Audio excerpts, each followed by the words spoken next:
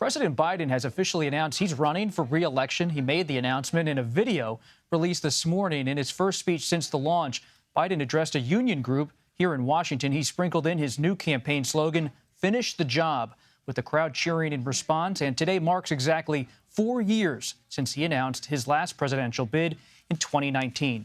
A CBS News poll out today shows 55% of Democratic voters want the president to run again. That's compared to 45% who say he should not mount another campaign. For more on this developing story, CBS News Executive Director of Elections and Surveys, Anthony Salvanto, joins us now. Anthony, thanks for being here.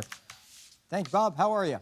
It's announcement day, Anthony. So why is there a split among some Democrats about whether Biden should do this again? As usual, Bob, you asked the key question because, yeah, people can say he should or he shouldn't, but he is. So the question becomes, why do Democrats feel that way? And you see these concerns within his party among those that's sizable, almost over 4 in 10, who say he shouldn't. It's his age that they say is their number one answer. Related to that, time for someone new, but I want to point this out. It's not how they feel about his performance. Democrats would still consider supporting him. They still think he's doing a good job, but it's those concerns about age and time for someone new.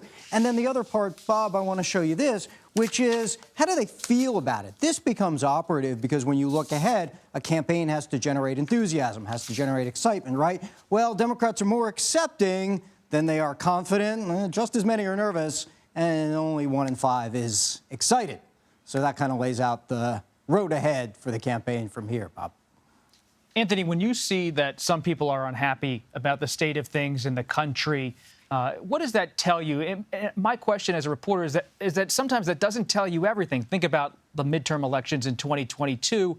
A lot of people didn't feel good about the economy, about inflation, but an issue like abortion rights galvanized many Democrats and some others to turn out and support the Democrats who did better than expected in some races. So how are you weighing some of the frustration in the country about the economy and other issues with the energy on an issue like abortion rights? Well, I think pertinent to today in Biden's announcement, you take a look at this number, which I pointed to for a while. Do you feel like things in the country are under control or are they out of control? And you get these big numbers right now, 72%, and this has been like this for a while, that feel like they're out of control. So you might think, okay, that's not necessarily a great environment for an incumbent president because a president is always at least somewhat linked to those larger views. So then I follow that up and I say, well, okay, what are the reasons for that? And the top answer is this more general state of U.S. politics. And the other answer is also very general, the economy. Now, for a lot of Republicans and some independents, Joe Biden is also tied to that. So it does become something he has to address. Those numbers you mentioned, those feelings that things are not in control, that the economy isn't good. However, that's a very partisan number, and a lot of Democrats feel like Joe Biden is in there keeping things under control. That's the argument he's going to have to make against that backdrop of those overly negative feelings, Bob.